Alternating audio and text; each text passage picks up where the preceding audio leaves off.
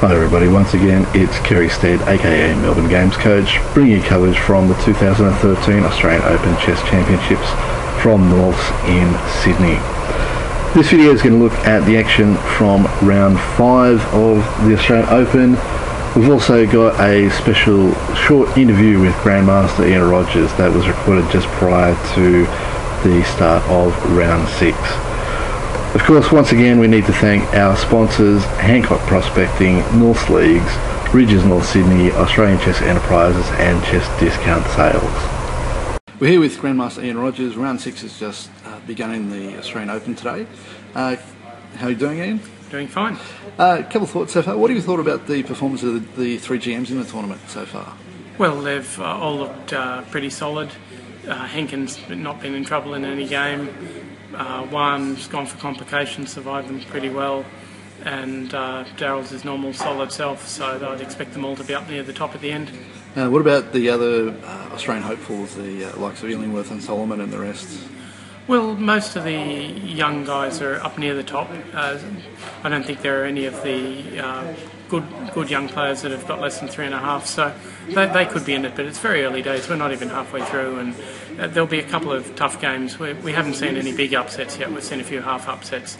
So, yeah, there's no doubt there'll be an Akeda or an Illingworth or someone like that up near the top at the end too. Any games stood out so far in the first few rounds for you, or any surprising performances in the early rounds? Well, certainly Akeda's win over Solomon yesterday was against the run of play, but that's Stephen pushing very hard, quite typical, and he wins more than he loses that way. We've had some good performances by Anton Smirnov already, and he's looking very good.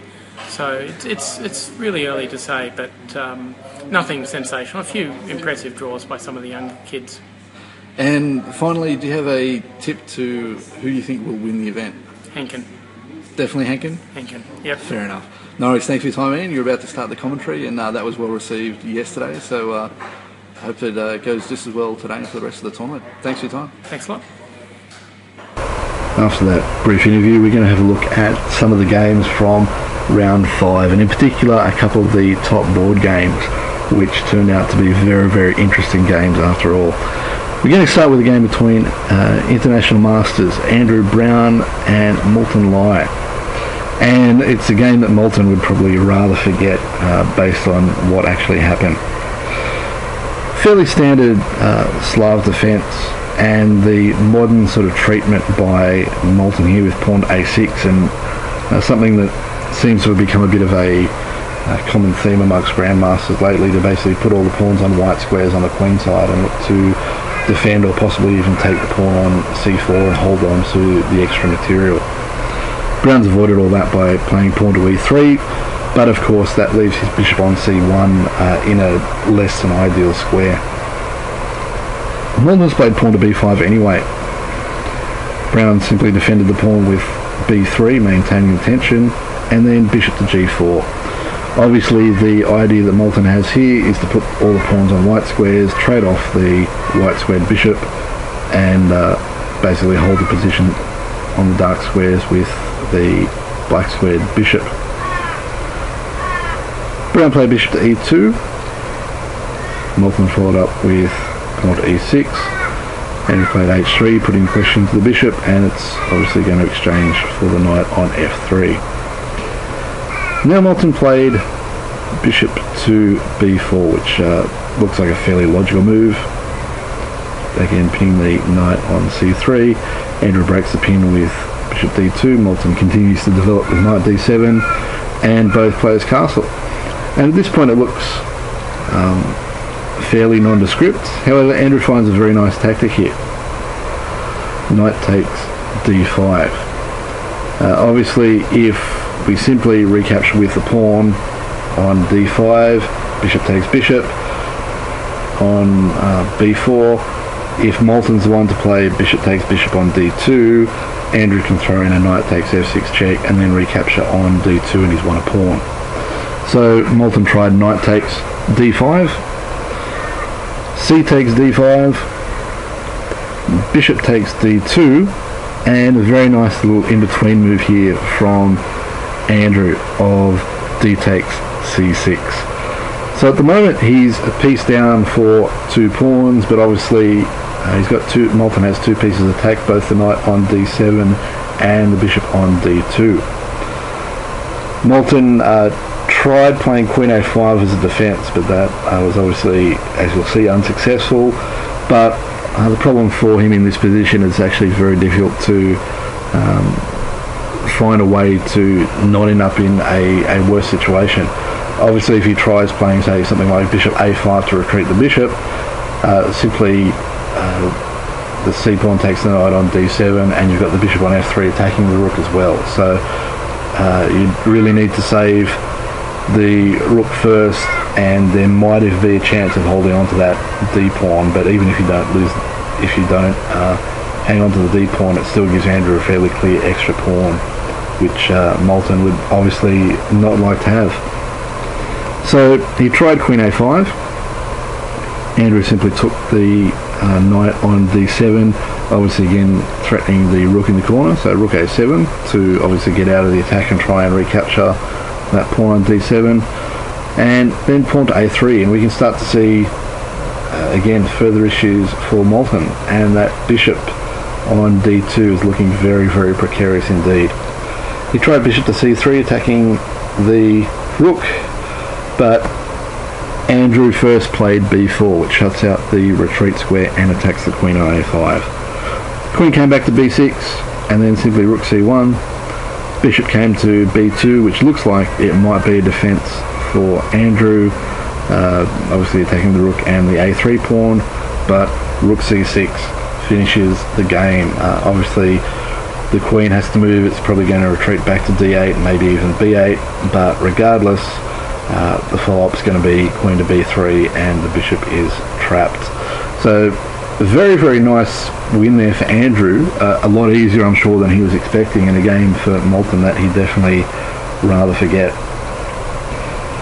Next, we're going to have a look at the game between Luke Lai, formerly from New Zealand, now living in Melbourne, and Grandmasters on Wan Zhao. Very, very interesting game all the way through.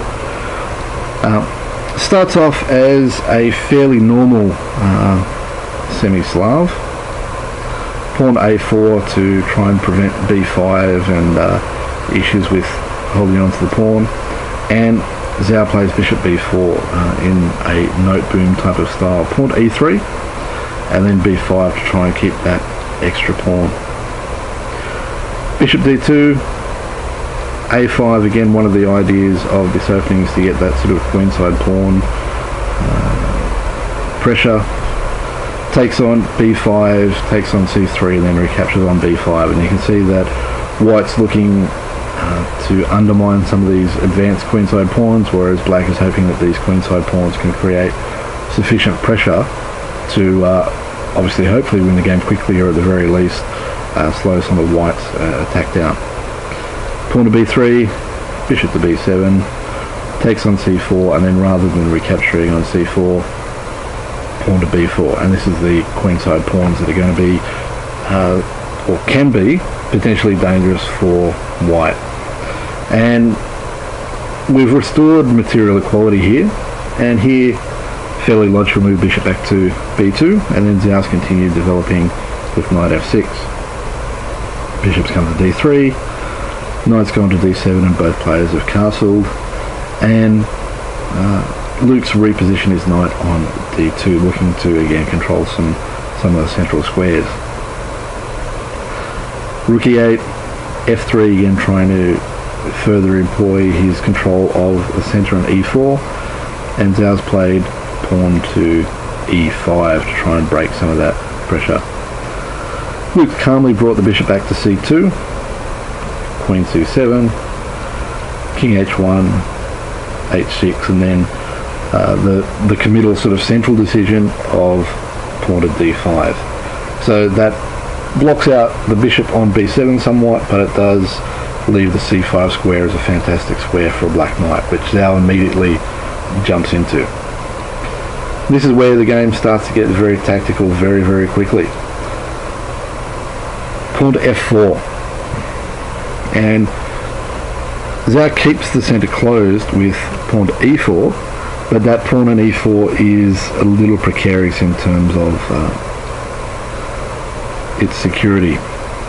Bishop takes f6, g takes f6, and queen g4 check. And here, this is the start of a bit of a queen sortie by Lee and a bit of a king march from Zhao. King goes to f8, and queen h4, obviously threatening both pawns on h6 and f6. Zhao ignores it all. Queen d6, just protecting the f pawn, ignoring the h pawn. So Luke takes it. King comes to e7, and now there's a possible threat of playing rook h8 followed by rook g8 and maybe even trapping the queen. Luke ignores all that. Now the rook is no longer defending the e pawn. He plays bishop takes e4, and Zhao calmly marches the king further towards the queen side with king d8. Obviously not going to the d7 square where Luke would have the tempo with bishop f5 check. Luke plays bishop f5 anyway, and this allows Zhao's rook to come in and take the pawn on e3. So at the moment Luke is still a pawn to the good. So he tries to trade rooks, rook e1, and Zhao obliges, trades rooks, and brings the king to c7. Queen goes to g7, obviously threatening the f7 pawn, so rook f8 to defend. Knight to f3. Now, bishop a6 to try and get that bishop that has been out of the game for the last few moves back into the game, and a very, very enterprising move here by Luke Lee. Knight e5, not only defending the c pawn, obviously threatening the pawn on f7, but offering a piece. Zhao's accepted the piece, f takes, queen's retreated to d8, and then pawn to e6. So those pawns really very, very threatening immediately. We're obviously threatening a take on f7, pawn to e7 is going to be a big threat as well. Zhao's defended with rook e8, queen takes f7, rook e7, and queen f6. So if you look at this position, there might be some issues with the dark squares being a little weak for Zhao. He still has those A and B pawns on the queen side that are still waiting to get marching after that sort of opening adventure where they'd ended up on a5 and b4. We've got the pawn on c4 that does look very weak, but obviously with rook c1 it's immune at the moment. So very, very double-edged, plus as well Luke might even have some play with the g and h pawns later on as well. So plenty of play with 3 pawns for the piece and lots of threats in the centre. Zhao's played queen d6 to try and blockade things on the dark squares. Queen's gone back to d4, and Zhao started getting those queenside pawns marching with a4. Luke's responded on the opposite side of the board with pawn to g4 to try and get his passed pawns marching on the other side of the board. Bishop's gone back to b7, obviously with a pin on the d5 pawn, so there are definite threats to the pawn on e6. Luke's played g5 anyway. Again, Zhao's responded with this pawn race, a3, g6, a2, g7, and this pawn race really becomes interesting. The rook goes back to e8 to defend. Queen goes to f6. So now there's ideas of queen f7, taking the rook. Obviously the rook needs to stay on the back rank to prevent the g-pawn promoting. So king comes away to b6 to make sure that it's not check. Here Luke calmly gets out of check, calmly gets out of the pin on the long diagonal. Very nice move, king to g1, and then Zhao increases the pressure with knight b3, covering the promoting square on a1. Queen f7, attacking the rook. Zhao defends with rook d8, and then a very interesting and committal move from Luke Lee here. You can almost be sure that if he wanted to, he could hold this position, but here he's definitely playing for the win based on what he does next. A move like bishop g6 is very, very strong, and Luke still has very good chances, although it does allow Zhao obviously with the threats to promote his own pawn on a1, he does have chances there.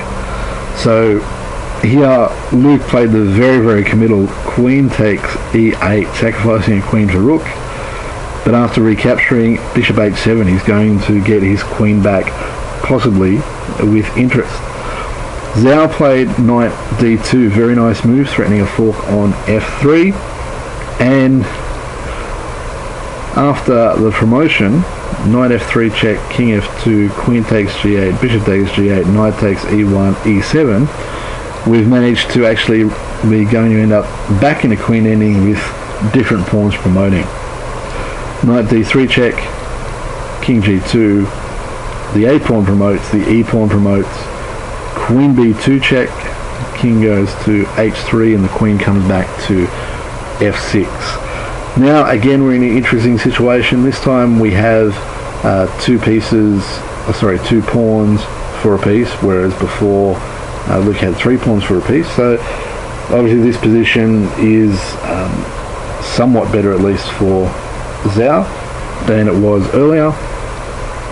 Queen e3 check, knight c5 to block the check and avoid losing that piece. Bishop to e6, queen c3 to trade queens. Again, now there's going to be a problem with whether it's going to be a b pawn or a c pawn. It's going to be very difficult with only a bishop for Luke to try and stop that pawn.